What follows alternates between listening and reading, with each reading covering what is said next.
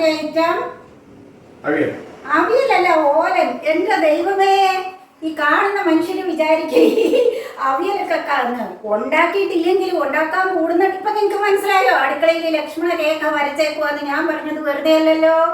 ഈ കഷ്ണങ്ങൾ കാണുമ്പോഴെങ്കിലും മനസ്സിലാക്കണ്ടേ ഇത് അവിയലല്ല. അവിയലാണെങ്കിൽ ഇതിനകത്ത് എന്തൊക്കെ വേണം? മുരിങ്ങക്ക വേണ്ടേ? ഹ്യൂമർ ഒന്നുമല്ല, അത് കാണുന്നവർക്ക് മനസ്സിലായിക്കോളും. അപ്പൊ ആ കഷ്ണങ്ങൾ ഏത്തക്ക. ഞാനേ ഒരു ഓലം വെക്കാൻ പോവുക കേട്ടോ. ഞാനെങ്ങനെയാ ഓലം വെക്കുന്നതെന്ന് കാണിച്ചു തരാവേ. ഒരു മെയിൻ ഇൻഗ്രീഡിയന്റ് ഇവിടുത്തെ ഏത്തക്ക. ഏത്തക്ക ഇതൊക്കെ കട്ട് ചെയ്യുന്നതിന് ഒരു അനുവാദം ഉണ്ടെന്നേ. ഇത് കണ്ടോ, ഞാൻ ഏത്തക്ക കട്ട് ചെയ്തേക്കുന്നത് എങ്ങനെയാന്ന് ചോദിച്ചാ, നെടുകെ ഒന്ന് കീറി, കുറുകെ ഒന്ന് കീറി. അപ്പൊ ഇങ്ങനെ വരഞ്ഞിട്ട് അപ്പൊ 4 പീസായിട്ട് കിട്ടിയാലേ. അങ്ങനെ ഒരു ഇതുണ്ടോ? അങ്ങനെയൊക്കെ ഉണ്ട്. അല്ല എന്നാ പിന്നെ ഏത്തക്ക ചുമ്മാ വെട്ടി കണ്ടിച്ചിട്ടാ ഓലനാവോ? ഓരോന്നും അതിൻ്റെതായതുണ്ട്. ഇത് വെച്ച് മേശപ്പുറത്ത് കിട്ടുമ്പോഴേ അത് ഒത്തില്ല ഇത് ഒത്തില്ല എന്ന് പറഞ്ഞാ പോരാ. അത് മനസ്സിലാക്കണം. ഇനി ഞാൻ കുമ്പളങ്ങ ഇങ്ങെടുക്ക്. കുമ്പളങ്ങ അതുപോലെ തന്നെ കണ്ടോ. സംസ്കൃതത്തിൽ കുഷ്മാണ്ഡ. ഇതൊരു കുഷ്മാണ്ഡം തന്നെ. നോക്ക്, അതും കണ്ടോ സമചതുരം പോലെ ഒരു സ്ക്വയർ ആയിട്ടൊക്കെ മുറിച്ചെടുക്കണം. എല്ലാ പീസും അങ്ങനെയൊന്നും കിട്ടിയില്ലെങ്കിലും ഏതാണ്ട് അതിന്റെ കനമൊക്കെ കൃത്യമായിരിക്കണം. കുറച്ച് നൈസായിട്ടിരിക്കണം. ഒരുപാടങ്ങായ പുള്ളികര. ഞാനിങ്ങനെയാ വെക്കുന്നത്. ഞാൻ വെക്കുന്ന ഓല നല്ലതല്ലേ? നല്ലതാണോ? പപ്പായ്ക്ക് ഇഷ്ടപ്പെട്ട സാധനം ഓല. ഇനി അതിലേക്ക് ഞാൻ കുറച്ച് പച്ചപ്പയർ കണ്ടോ. ഇത് ഉണക്കപ്പയർ ഇടാം, വൻപയർ കുതിർക്ക് വേവിച്ചിട്ടും വെക്കാം. പച്ചപ്പയറാണ് കൂടുതൽ ടേസ്റ്റ്. ഈ ഒരു നീളത്തില് കട്ട് ചെയ്തിട്ടും. എനിക്ക് ഇഞ്ചൊന്നും അറിയില്ല, അളന്നൊന്നുമില്ല. സ്കെയിൽ പിടിച്ച് അളന്നിട്ട് ഇപ്പൊ ഓലം വെക്കാൻ പറ്റുമോ? ഞാൻ ഏകദേശം ഒക്കെ 1 ഇഞ്ചായിരിക്കും അല്ലേ. എരിവുള്ള മുളക്. അപ്പൊ 2 പച്ചമുളക് പൊളന്നത് അങ്ങോട്ട് ഇട്ടു. നീ പ്ലേറ്റ് അങ്ങ് മാറ്റി വെച്ചു. ഇനി അതിലേക്ക് ഞാൻ കുറച്ച് വെള്ളം കണ്ടോ, ഒരു 1/2 ഗ്ലാസ്. ഒരുപാട് വെള്ളം വേണ്ട. ഒരു 2 വിസില് വന്ന് ഈ കഷ്ണം ഒന്ന് വേഗം മാത്രം വെള്ളം മതി. ഇനി തീ കത്തിക്കട്ടെ. തീ കത്തിച്ചു. ഇനി നമുക്ക് കുക്കർ അങ്ങ് അടയ്ക്കാം.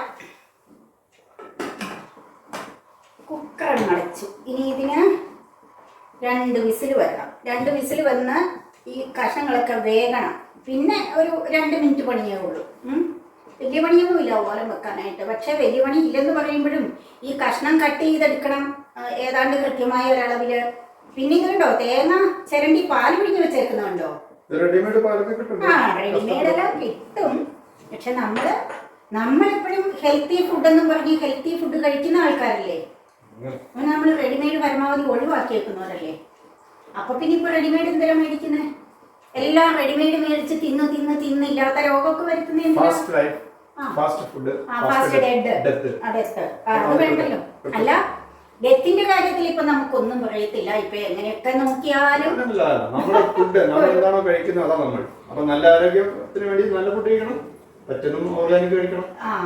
അങ്ങനെയാണെങ്കിൽ ഇന്ന് ലോക സാക്ഷരതാ ദിനമല്ലേ. അപ്പൊ ഈ സാക്ഷരതാ ദിനത്തിൽ മനുഷ്യർ ഈ ഫുഡ് കഴിക്കുന്നതിനെ കുറിച്ചുള്ള സാക്ഷരതയും കൂടെ നേടേണ്ടതുണ്ട്. അതായത് പറയുന്നത് ആയുർവേദം എന്ന് പറയുന്നത് നമ്മുടെ ശരീരത്തിലേക്ക് ചെല്ലുന്നതാണ് നല്ലത് ദോഷമായിട്ട് വരുന്നത്. അപ്പൊ നല്ല ആരോഗ്യം വേണമെങ്കിൽ നമ്മൾ തീർച്ചയായിട്ടും ആശുപത്രിയിലോ മെഡിക്കൽ ഷോപ്പിലോ പോയിട്ട് കാര്യമില്ല. നല്ല ഭക്ഷണം, അതായത് പ്രകൃതിയിൽ നിന്ന് ലഭിക്കുന്ന ഭക്ഷണം. ഇപ്പൊ നെല്ലിക്കയാണെങ്കിൽ അത് വിറ്റാമിൻ സി കിട്ടി. അതേമാതിരി ഇപ്പൊ ഓരോ സാധനത്തിനും അതിൻ്റെതായ മൂല്യങ്ങളുണ്ട്. അത് മനസ്സിലാക്കുക എന്നുള്ളതാണ് ആദ്യം നമ്മൾ ചെയ്യേണ്ടത്. ഭക്ഷണം എന്താണ് നമ്മൾ മനസ്സിലാക്കണം. നമുക്ക് ആരോഗ്യം തരുന്നതായിരിക്കണം നമ്മളുള്ളിലേക്ക് കഴിക്കുന്ന ഭക്ഷണം. അപ്പൊ അത് ഏകദേശം ഫോളോ ചെയ്യുന്നവർക്ക് പ്രകൃതി തന്നെ ആരോഗ്യം കൊടുക്കും. അതിനൊരു കാരണം ഞാൻ തന്നെയാണ്. ഞാൻ എനിക്ക് ആരോഗ്യത്തിന് വേണ്ട സാധനം മാത്രമേ കഴിക്കാറുള്ളൂ. അതുകൊണ്ടാണ് ഞാൻ നിങ്ങൾ ഈ റെഡിമെയ്ഡ് കിട്ടും നിങ്ങൾ തന്നെയാ പറഞ്ഞ. അപ്പൊ ഞാനിപ്പോ ഈ പുതിയ തലമുറയിലെ ആൾക്കാരെ കുറിച്ച് പറഞ്ഞതാണ്. സമയക്കുറവുള്ളവർക്ക് അത് ഉപയോഗിക്കാമെന്ന് പറഞ്ഞു. ഒരിക്കൽ പോകുന്നവർ ഇപ്പൊ ആഴ്ചയിൽ ഒരിക്കൽ കുക്ക് ചെയ്യുന്ന പറഞ്ഞു. അപ്പഴേ ഞാൻ ഈ ഒരു മെസ്സേജ് ജനങ്ങളിലേക്ക് ഇത് കുറച്ച് പേരെങ്കിലും കാണും. ഇതുണ്ടോ ഇങ്ങനെ വന്നു. ആവി വന്നതിന് ശേഷം മാത്രം വെയിറ്റ് ഇടുക. ഇപ്പം വിസിൽ വന്നോളൂ. ഇപ്പോൾ വിസിൽ വരുന്നവരെ നമുക്ക് കുറച്ച് അറിവ് പകർന്നു കൊടുക്കാം. അപ്പം എന്താ പറഞ്ഞോണ്ട് വന്നേ, അപ്പം ഈ കാണുന്ന 10 പേരെങ്കിൽ 20 പേരെ ഇത് ഫോളോ ചെയ്യാൻ പറ്റുമെങ്കിൽ ചെയ്യട്ടെ എന്ന് വിചാരിച്ച് ഞാൻ നല്ലൊരു മെസ്സേജ് ആണല്ലോ എന്ന് ഓർത്താണ് റെഡിമെയ്ഡ് സാധനങ്ങൾ വാങ്ങുന്നതിനെ കണ്ണിച്ച് സംസാരിച്ചത്. ഞാൻ അച്ചാർപൊടി പോയപ്പം അവിടെ മുളക് പൊടി ഉണ്ട്. കച്ചവടക്കാരൻ പറഞ്ഞു സാറേ ഇത് മുളക് പൊടി ഉണ്ട്. അപ്പൊ ഞാൻ ചോദിച്ചത് കഴുകി ഉണങ്ങിയതാണ്. അപ്പൊ മനസ്സിലായി ഞങ്ങൾ കഴുകി ഉണങ്ങിയതൊന്നല്ല, കൃത്യമായി തന്നെ.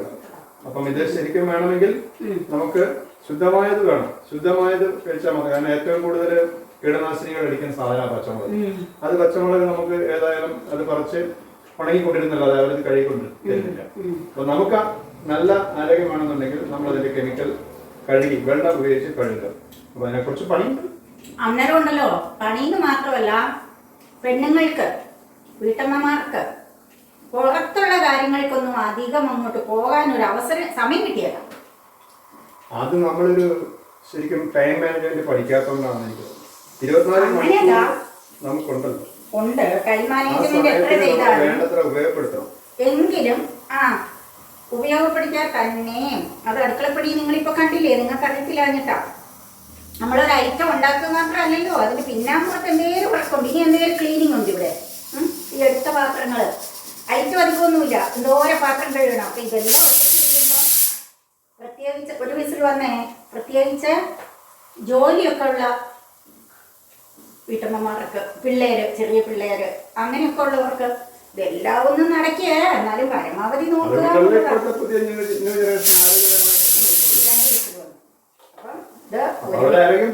ഒരു വിധമൊക്കെ ഒന്ന് നോക്കുക എന്നുള്ളതാണ്. ഇനിയിപ്പോഴിതേ കുക്കറൊന്ന് തണുക്കണം തുറക്കണമെങ്കിൽ. അപ്പൊ നമുക്കിനി തുറന്നിട്ടുള്ള ബാക്കി കാര്യങ്ങൾ കാണിക്കാം. തുറക്കാം. കണ്ടോ എന്തായാലും കണ്ടോ, ഇതെല്ലാം കൂടെ വെന്തോ. പിന്നെ അപ്പം ഇതിലേക്ക് ഇത് 2ാം പാൽ ഉപ്പിടണം. ഉപ്പ് ആദ്യം ഇട്ടില്ലായിരുന്നു, വേണമെങ്കിൽ ആദ്യം ഇടാൻ കഷ്ണത്തിൽ. അങ്ങനെ വെന്ത് കഴിഞ്ഞ് ഇടാമെന്ന് വിചാരിച്ചു. കുറച്ച് ഉപ്പിടാം.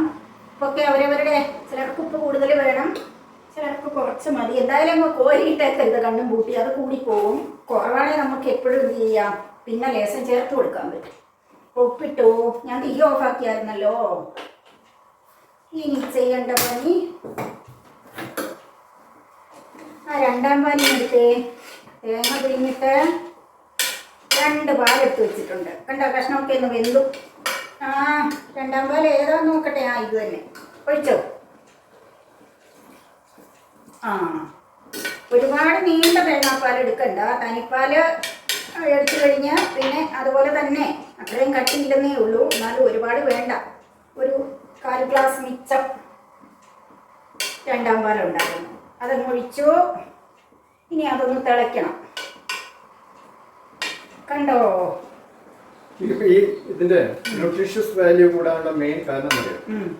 ഇതെല്ലാം നമുക്ക് കൊണ്ടുവരാൻ സാധനം. അതായത് നേന്ത്രക്കായ്, കുമ്പളങ്ങ, പച്ചപ്പയറ്, ഈ തേങ്ങാപ്പാൽ എന്ന് പറഞ്ഞാൽ ശരിക്കും പറഞ്ഞാൽ ഏറ്റവും പോഷകമൂല്യമുള്ള ഒരു ഇതാണ്. നമ്മളത് വേണ്ടത്ര ഉപയോഗപ്പെടുത്തുന്നുണ്ടോ എന്നറിയില്ല. നമ്മൾ ഈ പാം ഓയിലും സൺഫ്ലവർ ഓയിൽ എന്ന പേരിലൊക്കെയുള്ള എന്ത് ഓയിലാണെന്നൊന്നും എനിക്കറിയത്തില്ല. നമ്മൾ ഉപയോഗിക്കേണ്ടത് നമ്മുടെ കേരളത്തിലെ തേങ്ങയും അതിൽ നിന്ന് കിട്ടുന്ന ശുദ്ധമായ വെളിച്ചെണ്ണയും. ഇതാണ് നമ്മൾ ഉപയോഗിക്കേണ്ട സാധനങ്ങൾ. പക്ഷെ ഇതെല്ലാം ഇതിന്റെ ലോബികള് പ്രവർത്തിച്ചിട്ട് ശരിക്കും സൺഫ്ലവർ ഓയിലിനെ പ്രൊമോട്ട് ചെയ്യുന്നു, പാം ഓയിലിനെ പ്രൊമോട്ട് ചെയ്യുന്നു. നമ്മുടെ ഇതിനെ നമ്മൾ മൂലക്കേക്ക് മാറ്റി വെക്കുന്നു. അപ്പൊ നമുക്ക് അങ്ങനെ നമ്മൾക്ക് കുറച്ച് പറമ്പും കാര്യങ്ങളും അധ്വാനിക്കാനുള്ള മനസ്സും ഒക്കെ ഉള്ളതുകൊണ്ട് ഇതൊക്കെ ശുദ്ധമായ തിരിച്ചു വരണം. ഇതൊക്കെ ഇത് എല്ലാവർക്കും കിട്ടിയല്ലേ. ഇപ്പോഴത്തെ കുട്ടികൾക്ക് തേങ്ങ ചേർന്നാൻ അറിയില്ലെന്നല്ല അവിടെ. അല്ല, അത് ഒരു വശം. ഒന്നും അറിയത്തില്ലെന്നുള്ളത് ഒരു വശം, അധ്വാനിക്കാനുള്ള മാനസികാവസ്ഥ ഇല്ലെന്നുള്ളത് ഒരു വശം. നിറയെ വിദ്യാഭ്യാസമുണ്ട്, പക്ഷേ ഇങ്ങനത്തെ പണി ചെയ്യാനുള്ള ഒരു മാനസിക സെറ്റപ്പ് അവർക്കില്ല. അത് ചെറുതിലെ തൊട്ട് നമ്മൾ തന്നെ ശീലിപ്പിച്ചെടുക്കുന്നതിന്റെ ഭാഗമാണ്. പിന്നെ എന്താന്ന് വെച്ചാൽ ടൗണിലും കാറ്റിലൊക്കെ കഴിയുന്നവർക്ക് ഇങ്ങനെ ശുദ്ധമായ വെളിച്ചെണ്ണയും ശുദ്ധമായ തേങ്ങാപ്പാലും ഒക്കെ കിട്ടാനുമില്ല. അപ്പൊ ഒറിജിനൽ തേങ്ങ ആട്ടി വിറ്റ് കഴിഞ്ഞാൽ ലാഭമില്ല. അതുകൊണ്ട് നമ്മളെല്ലാം തേങ്ങ കൊപ്ര വെളിച്ചെണ്ണ വ്യാപാരം നിർത്താൻ പോകുന്നത്. ആ കുരുമുളക് പൊടി ഇങ്ങെടുത്തു. അപ്പൊ ലേശം കുരുമുളക് പൊടി ഇടണം. ഇട്ടോ ലേശം കൂടെ എടുത്തു. ഒരു 1/2 ടീസ്പൂൺ കുരുമുളക് പൊടി. ഒരുപാടാകരുത്. മതി മതി മതി മതി. ഇച്ചിരി മുട്ട സ്പൂണാ മതി. പോരങ്ങി നമുക്ക് ചേർക്കാമല്ലോ. അധികം കുടഞ്ഞിട്ടിട്ട് എരിവ് അധികമായി പോയാലോ. 2 പച്ചമുളക് ഇട്ടിട്ടില്ലേ. അപ്പം തേങ്ങാപ്പാല് 2ാം പാൽ ഒഴിച്ചു. അത് നല്ലപോലെ 2 മിനിറ്റ് തിളച്ചു. പിന്നെ കുരുമുളക് പൊടി ഇട്ടു. അതൊന്ന് തിളച്ചു. ഇനി ചെയ്യാൻ പോകുന്നത് തനിപ്പാലം ഒഴിക്കുന്നു. തനിപ്പാൽ ഒഴിച്ചിട്ട് പിന്നെ ജസ്റ്റ് ഒന്ന് ചൂടായാൽ മതി കേട്ടോ. കറിവേപ്പില ഇട്ടു കേട്ടോ. തനിപ്പാൽ ഒഴിച്ചു ചൂടാകുന്നുണ്ട്. കറിവേപ്പില ഇട്ടു. കറിവേപ്പില ഊരിയിട. ഒരെണ്ണം കൂടെ എടുത്തോ. കറിവേപ്പില ഇടാനും അറിയത്തില്ല. ഒരിട്. കറിവേപ്പില ഇട്ടു. ഇനി അതെല്ലാം കൂടെ ഇളക്കി പച്ച വെളിച്ചെണ്ണ ഒഴിക്കണം ലാസ്റ്റ്. മെയിൻ ഫ്ലേവർ കൊടുക്കുന്ന സാധനം. നല്ല കറിവേപ്പിലയുടെ ഫ്ലേവർ, പച്ച വെളിച്ചെണ്ണയുടെ ഫ്ലേവറും ഒക്കെ കൂടിയാണ്. ഇതിനകത്തോട്ട് ഒഴിച്ചോ. നമുക്കൊരു ടേബിൾ സ്പൂൺ ഏതാണ്ട് കണക്കാക്കി അങ്ങോട്ട് നല്ല പച്ച വെളിച്ചെണ്ണ ലേശം കൂടെ ഒഴിച്ചോ. മതി മതി മതി. പച്ച വെളിച്ചെണ്ണ ഒഴിച്ചു. ഇനി അതങ്ങോട്ട് അടച്ചു വയ്ക്കാം. അതിന് മുമ്പ് ഒന്ന് ടേസ്റ്റ് നോക്കാം. കയ്യിൽ തന്നാൽ കൈ കൊള്ളും. അപ്പം അതുകൊണ്ട് ഞാൻ ഇങ്ങനെ തരാം. ചൂടായി. പച്ച വെളിച്ചെണ്ണയും ഈ തനിപ്പാലും ഒഴിച്ചു കഴിഞ്ഞാൽ അങ്ങനെ തിളയ്ക്കണ്ട. നീ ജസ്റ്റ് ചൂടായാൽ മതി. കൈ പൊള്ളിക്കരുത്. ഞാൻ ചെറിയൊരു സ്പൂൺ എടുത്ത് തരാം. എന്നിട്ട് ടേസ്റ്റ് നോക്കി പറഞ്ഞോ. പോരാത്തോണ്ട് ചേർക്കാം. ഉപ്പോ എന്തെങ്കിലും പോരാഴി ഉണ്ടെങ്കിൽ നമുക്ക് ചേർക്കാം. നാക്ക് പൊള്ളിച്ചേക്കല്ലേ. ഓണമാണെന്ന് പറഞ്ഞാൽ ഓലം വെച്ച് തന്നിട്ട് നാവ് പൊള്ളിച്ചേക്കരുത്. പിന്നെ അത് എനിക്ക് തന്നെ പണിയാവും. ചൂടെ നോക്കണം.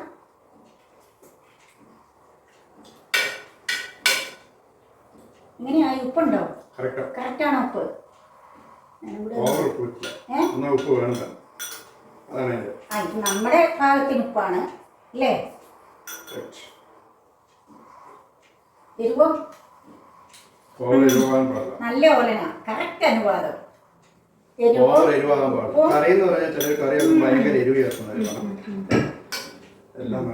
അപ്പൊ നമുക്ക് ഓലൻ റെഡിയായി. രണ്ടാമത്തെ ഞങ്ങൾ ഓണത്തിന്റെ നെല്ലിക്കാച്ചാർ ഇട്ടു. ഓലൻ വെച്ചു. ഇനി അങ്ങനെ ഒരുപാട് അവിടെ നിക്ക്. അത് നിങ്ങളുടെ മനസ്സില് നിങ്ങൾക്ക് ഇലയില് ഓണത്തിന് ഒരു 25 കറി വരും. ഞാൻ പറയട്ടെ, ഇലയില് ചോറിന്റെ വട്ടത്തിൽ ഒരു 25 കറി വരും എന്ന സങ്കല്പം നിങ്ങളുടെ മനസ്സിലിരിക്കുന്നത് കൊണ്ടാണ് പുറകെ അവിയൽ വരും, കാളം വരും, പുളിയിഞ്ചി വരും എന്നൊക്കെ പറയുന്നത്. എനിക്ക് പറ്റുന്നത്രയായിട്ടൊക്കെ ഉണ്ടാക്കും. അപ്പൊ അത് തന്നെയല്ല. അതിൽ സൂക്ഷിച്ച ഫ്രിഡ്ജിൽ ഒരാഴ്ചയൊക്കെ വെക്കാൻ പറ്റുന്ന ഐറ്റം മാത്രമേ അതിനകത്ത് ഇരുന്നിട്ട് ഓണത്തിന് എടുക്കാൻ പറ്റുള്ളൂ. അല്ലാത്തതൊക്കെ നമ്മൾ ആദ്യം ഓരോ ദിവസം ഉണ്ടാക്കുന്നു. അത്തം പത്തോണം എന്ന് പറഞ്ഞ പോലെ ഓരോ ദിവസം ഒന്ന് കഴിച്ചോളുക. എന്നിട്ട് ഇത്രയും കറി ഓണത്തിന് ഉണ്ടായിരുന്നു എന്ന് സങ്കല്പിച്ചാൽ മതി കേട്ടോ. അതിപ്പോ തൽക്കാലം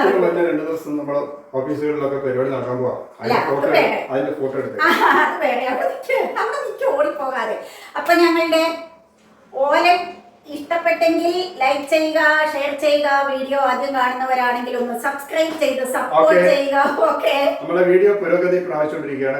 വീണ്ടും നിങ്ങളുടെ പ്രോത്സാഹനം ഉണ്ടെങ്കിൽ മാത്രമേ നമ്മുടെ വീഡിയോ ഇനി അപ്ലോഡ് ചെയ്യുള്ളൂ. Okay, thank you.